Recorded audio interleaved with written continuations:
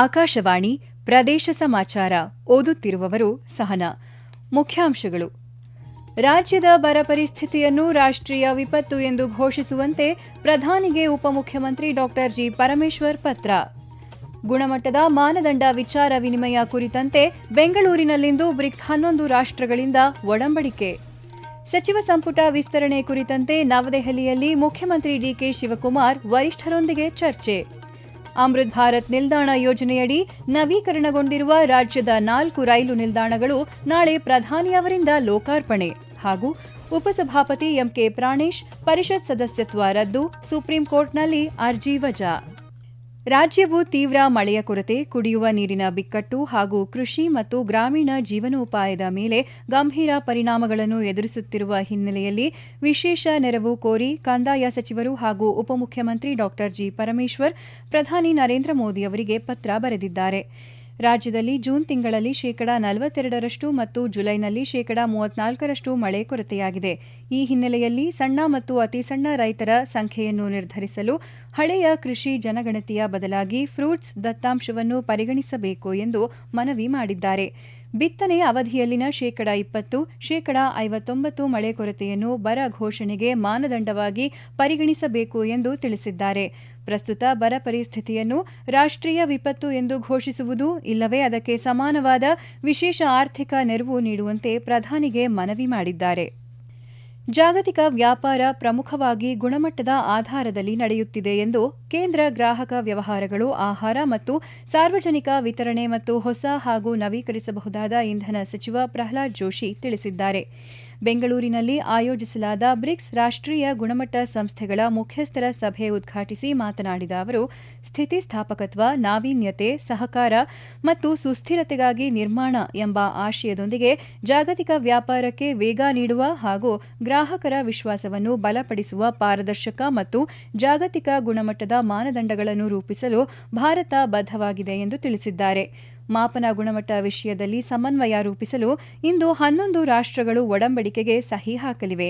ಈ ಒಡಂಬಡಿಕೆಯಿಂದ ಬ್ರಿಕ್ಸ್ ರಾಷ್ಟ್ರಗಳ ನಡುವೆ ವ್ಯಾಪಾರ ವೃದ್ಧಿಯಾಗುವುದಲ್ಲದೆ ಉತ್ತಮ ಗುಣಮಟ್ಟದ ಉತ್ಪನ್ನಗಳು ತಯಾರಾಗಲು ಅನುಕೂಲವಾಗಲಿದೆ ಎಂದು ಹೇಳಿದ್ದಾರೆ.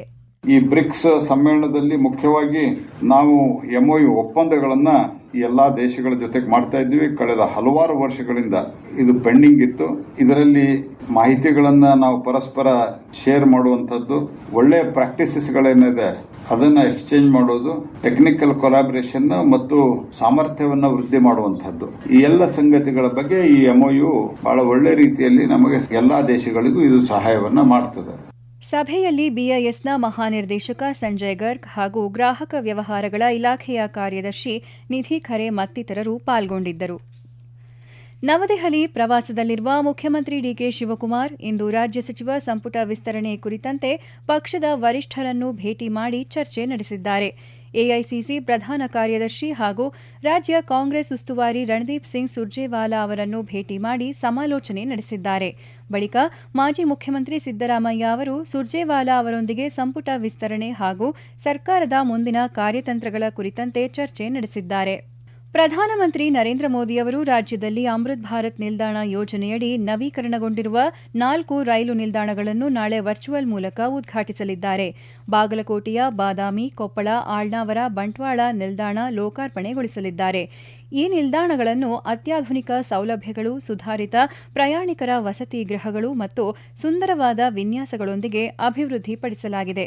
ದಕ್ಷಿಣ ಕನ್ನಡ ಜಿಲ್ಲೆಯ ಬಂಟ್ವಾಳದ ರೈಲ್ವೆ ನಿಲ್ದಾಣ 26 ಕೋಟಿ 18 ಲಕ್ಷ ರೂಪಾಯಿ ವೆಚ್ಚದಲ್ಲಿ ಮರು ನಿರ್ಮಾಣಗೊಂಡಿದ್ದು, ನಿರೀಕ್ಷಣಾ ಮಂದಿರ, ಟಿಕೆಟ್ ಕೌಂಟರ್ಗಳನ್ನು ನವೀಕರಿಸಲಾಗಿದೆ.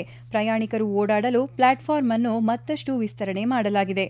ಬಾಗಲಕೋಟೆ ಜಿಲ್ಲೆಯ ಬಾದಾಮಿ ರೈಲ್ವೆ ನಿಲ್ದಾಣವನ್ನು 15 ಕೋಟಿ 1 ಲಕ್ಷ ರೂಪಾಯಿ ವೆಚ್ಚದಲ್ಲಿ ಮರು ನಿರ್ಮಿಸಲಾಗಿದೆ.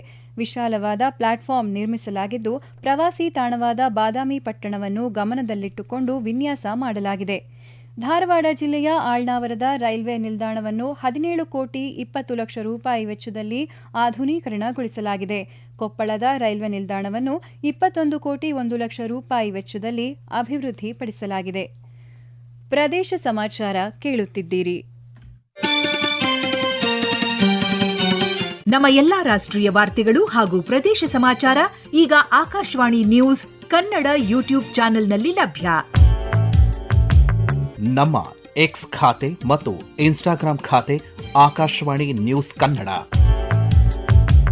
ಹೆಚ್ಚಿನ ಮಾಹಿತಿಗಾಗಿ ನಮ್ಮ ಫೇಸ್ಬುಕ್ ಖಾತೆ AIR ಕನ್ನಡ ನ್ಯೂಸ್ ಅನುಸರಿಸಿ. ಮಾಹಿತಿಯ ಹೂರಣ ವಾರದ ಕಾರ್ಯಕ್ರಮ ಪ್ರಚಲಿತ ವಿದ್ಯಮಾನ ಪ್ರತಿ ಬುಧವಾರ 9:15. ವಿಧಾನ ಪರಿಷತ್ ಉಪಸಭಾಪತಿ ಎಂಕೆ ಪ್ರಾಣೇಶ್ ಅವರ ಸದಸ್ಯತ್ವವನ್ನು ಸುಪ್ರೀಂ ಕೋರ್ಟ್ ರದ್ದುಗೊಳಿಸಿ ಆದೇಶ ನೀಡಿದೆ. ಪರಿಷತ್ ಸದಸ್ಯತ್ವ ರದ್ದತಿಯನ್ನು ಪ್ರಶ್ನಿಸಿ ಪ್ರಾಣೇಶ್ ಸಲ್ಲಿಸಿದ್ದ ಅರ್ಜಿಯನ್ನು ನ್ಯಾಯಾಲಯ ವಜಾಗೊಳಿಸಿದೆ. ಮುಖ್ಯ ನ್ಯಾಯಮೂರ್ತಿ ಸೂರ್ಯಕಾಂತ್ ಹಾಗೂ ನ್ಯಾಯಮೂರ್ತಿಗಳಾದ ಜಾಯ್ ಮಲ್ಯ ಬಾಗ್ಚಿ ಮತ್ತು ವಿಪುಲ್ ಎಂ ಪಂಚೋಲಿ ಅವರನ್ನೊಳಗೊಂಡ ಪೀಠವು ಈ ತೀರ್ಪು ನೀಡಿದೆ. 2021 ವಿಧಾನ ಪರಿಷತ್ ಚುನಾವಣೆಯಲ್ಲಿ ಮತಗಳ ಮರು ಎಣಿಕೆಗೆ ಆದೇಶಿಸಿದ್ದ ಹೈಕೋರ್ಟ್ ಆದೇಶವನ್ನು ಪ್ರಶ್ನಿಸಿ ಪ್ರಾಣೇಶ್ ಸರ್ವೋಚ್ಚ ನ್ಯಾಯಾಲಯಕ್ಕೆ ಅರ್ಜಿ ಸಲ್ಲಿಸಿದ್ದರು. ಅಂದು ಚಲಾವಣೆಯಾಗಿದ್ದ 2410 ಮತಗಳ ಪೈಕಿ 39 ಮತಗಳು ಅಸಿಂಧುವಾಗಿದ್ದವು. ಪ್ರಾಣೇಶ್ ಅವರು 1188 ಹಾಗೂ ಗಾಯತ್ರಿ ಶಾಂತೇಗೌಡ ಅವರು 1182 ಮತಗಳನ್ನು ಗಳಿಸಿದ್ದರು. ಪ್ರಾಣೇಶ್ 6 ಮತಗಳ ಅಂತರದಲ್ಲಿ ಗೆಲುವು ಸಾಧಿಸಿದ್ದರು. 12 ನಾಮನಿರ್ದೇಶಿತ ಸದಸ್ಯರು ಮತದಾನ ಮಾಡಲು ಅವಕಾಶವಿಲ್ಲ ಎಂದು ಗಾಯತ್ರಿ ಶಾಂತೇಗೌಡ ನ್ಯಾಯಾಲಯದ ಮೆಟ್ಟಿಲೇರಿದ್ದರು. ರಾಜ್ಯದಲ್ಲಿ ಪ್ರಸಕ್ತ ಮುಂಗಾರು ಆರಂಭವಾಗಿದ್ದರೂ ಸಮರ್ಪಕ ಮಳೆಯಾಗದೆ ರೈತರು ತೀವ್ರ ಸಂಕಷ್ಟದಲ್ಲಿದ್ದಾರೆ ಎಂದು ಬಿಜೆಪಿ ಬಿವೈ ವಿಜಯೇಂದ್ರ ಕಳವಳ ವ್ಯಕ್ತಪಡಿಸಿದ್ದಾರೆ. ಗದಗದಲ್ಲಿ ಸುದ್ದಿಗಾರರೊಂದಿಗೆ ಮಾತನಾಡಿದ ಅವರು, ರಾಜ್ಯ ಸರ್ಕಾರ ರೈತರ ನೆರವಿಗೆ ಧಾವಿಸುವಲ್ಲಿ ಸಂಪೂರ್ಣ ವಿಫಲವಾಗಿದೆ ಎಂದು ದೂರಿದ್ದಾರೆ. ಮಳೆ ಸಮರ್ಪಕವಾಗಿ ಆಗದ ಹಿನ್ನೆಲೆಯಲ್ಲಿ ರೈತರು ಬಿತ್ತನೆ ಮಾಡಿದ ಬೆಳೆಗಳು ಬಾಡಿ ಹೋಗಿವೆ. ರಾಜ್ಯ ಸರ್ಕಾರ ರೈತರ ಬಗ್ಗೆ ನಿರ್ಲಕ್ಷ್ಯ ತೋರುತ್ತಿದೆ ಎಂದು ಆರೋಪಿಸಿದ್ದಾರೆ. ಕೊಡಗು ಸೇರಿದಂತೆ ಕಾವೇರಿ ಜಲಾನಯನ ಪ್ರದೇಶದಲ್ಲಿ ಮಳೆ ಪ್ರಮಾಣ ಕಡಿಮೆಯಾಗಿರುವುದರಿಂದ ಮಂಡ್ಯ ಜಿಲ್ಲೆಯ ಕೃಷ್ಣರಾಜ ಸಾಗರ ಜಲಾಶಯದಲ್ಲಿ ಒಳಹರಿವು ಕಡಿಮೆಯಾಗಿದೆ. ಈ ನಡುವೆ ಜಲಾಶಯದಿಂದ ಮಂಡ್ಯ ಜಿಲ್ಲೆಯ ನಾಲೆಗಳಿಗೆ ನೀರು ಬಿಡಬೇಕೆಂದು ರೈತರು ನಡೆಸುತ್ತಿರುವ ಅನಿರ್ದಿಷ್ಟಾವಧಿ ಧರಣಿ 3ನೇ ದಿನಕ್ಕೆ ಕಾಲಿಟ್ಟಿದೆ. ಬೆಂಗಳೂರಿನ 6ನೇ ಹಂತದ ಕುಡಿಯುವ ನೀರಿನ ಯೋಜನೆಗೆ ಜಲಾಶಯದ ಬಳಿ ರೈತರು ಅಡ್ಡಿಪಡಿಸಿದ್ದಾರೆ. ಕಾವೇರಿ ನೀರು ನಿರ್ವಹಣಾ ಮಂಡಳಿ ಕುಡಿಯಲು ಮಾತ್ರ ನೀರು ಬಳಸಿ ಎಂದು ಆದೇಶ ನೀಡಿರುವುದರಿಂದ ಮಂಡ್ಯ ಜಿಲ್ಲಾಡಳಿತ ಕೇವಲ ಕುಡಿಯಲು ಮಾತ್ರ ನೀರು ಬಿಡುತ್ತಿದ್ದು ಈವರೆಗೆ ಕೃಷಿ ಚಟುವಟಿಕೆಗೆ ನೀರನ್ನು ಬಿಡುಗಡೆ ಮಾಡಿಲ್ಲ. ಮಂಗಳೂರಿನಲ್ಲಿ ಮಾದಕ ವಸ್ತುಗಳ ವಿರುದ್ಧದ ಕಾರ್ಯಾಚರಣೆ ಮುಂದುವರಿದಿದ್ದು ಕಳೆದ 1 ವರ್ಷದಲ್ಲಿ 84 ಪ್ರಕರಣಗಳು ದಾಖಲಾಗಿದೆ. ಮಾದಕ ದ್ರವ್ಯ ಸಾಗಾಟ ಪ್ರಕರಣಕ್ಕೆ ಸಂಬಂಧಿಸಿದಂತೆ ನಿನ್ನೆ 2 ಬಂಧಿಸಲಾಗಿದ್ದು ಬಂಧಿತರಿಂದ 5,20,00,000 ರೂಪಾಯಿ ಮೌಲ್ಯದ ಮಾದಕ ವಸ್ತುವನ್ನು ವಶಪಡಿಸಿಕೊಳ್ಳಲಾಗಿದೆ ಎಂದು ನಗರ ಪೊಲೀಸ್ ಆಯುಕ್ತ ಸುಧೀರ್ ಕುಮಾರ್ ರೆಡ್ಡಿ ತಿಳಿಸಿದ್ದಾರೆ.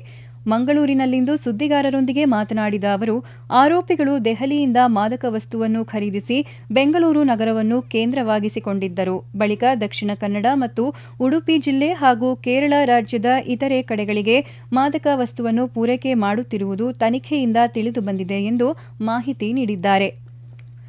ದೇಶದಲ್ಲಿ ಅತಿ ಹೆಚ್ಚು ರಾಸಾಯನಿಕ ಗೊಬ್ಬರ ಬಳಸುವ ಜಿಲ್ಲೆಗಳಲ್ಲಿ ರಾಯಚೂರು 5ನೇ ಸ್ಥಾನದಲ್ಲಿದೆ ಎಂಬ ಆಘಾತಕಾರಿ ಮಾಹಿತಿಯನ್ನು ರಾಯಚೂರು ಕೃಷಿ ವಿಜ್ಞಾನಗಳ ವಿಶ್ವವಿದ್ಯಾಲಯದ ಕುಲಪತಿ ಡಾ ಹನುಮಂತಪ್ಪ ಹಂಚಿಕೊಂಡಿದ್ದಾರೆ.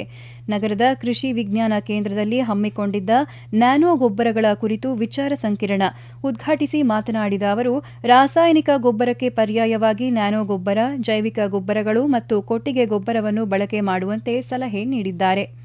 ಕೊನೆಯಲ್ಲಿ ಮತ್ತೊಮ್ಮೆ ಮುಖ್ಯಾಂಶಗಳು. ರಾಜ್ಯದ ಬರ ಪರಿಸ್ಥಿತಿಯನ್ನು ರಾಷ್ಟ್ರೀಯ ವಿಪತ್ತು ಎಂದು ಘೋಷಿಸುವಂತೆ ಪ್ರಧಾನಿಗೆ ಉಪಮುಖ್ಯಮಂತ್ರಿ ಡಾ ಜಿ ಪರಮೇಶ್ವರ್ ಪತ್ರ. ಗುಣಮಟ್ಟದ ಮಾನದಂಡ ವಿಚಾರ ವಿನಿಮಯ ಕುರಿತಂತೆ ಬೆಂಗಳೂರಿನಲ್ಲಿಂದು ಬ್ರಿಕ್ಸ್ 11 ರಾಷ್ಟ್ರಗಳಿಂದ ಒಡಂಬಡಿಕೆ. ಸಚಿವ ಸಂಪುಟ ವಿಸ್ತರಣೆ ಕುರಿತಂತೆ ನವದೆಹಲಿಯಲ್ಲಿ ಮುಖ್ಯಮಂತ್ರಿ ಡಿಕೆ ಶಿವಕುಮಾರ್ ವರಿಷ್ಠರೊಂದಿಗೆ ಚರ್ಚೆ. ಅಮೃತ್ ಭಾರತ್ ನಿಲ್ದಾಣ ಯೋಜನೆಯಡಿ ನವೀಕರಣಗೊಂಡಿರುವ ರಾಜ್ಯದ 4 ರೈಲು ನಿಲ್ದಾಣಗಳು ನಾಳೆ ಪ್ರಧಾನಿಯವರಿಂದ ಲೋಕಾರ್ಪಣೆ. ಹಾಗೂ ಉಪಸಭಾಪತಿ ಎಂಕೆ ಪ್ರಾಣೇಶ್ ಪರಿಷತ್ ಸದಸ್ಯತ್ವ ರದ್ದು, ಸುಪ್ರೀಂ ಕೋರ್ಟ್ನಲ್ಲಿ ಅರ್ಜಿ ವಜಾ. ಇಲ್ಲಿಗೆ ಪ್ರದೇಶ ಸಮಾಚಾರ ಮುಕ್ತಾಯವಾಯಿತು. ನಮ್ಮ ಮುಂದಿನ ವಾರ್ತಾ ಪ್ರಸಾರ ಸಂಜೆ 6:40 ನಿಮಿಷಕ್ಕೆ.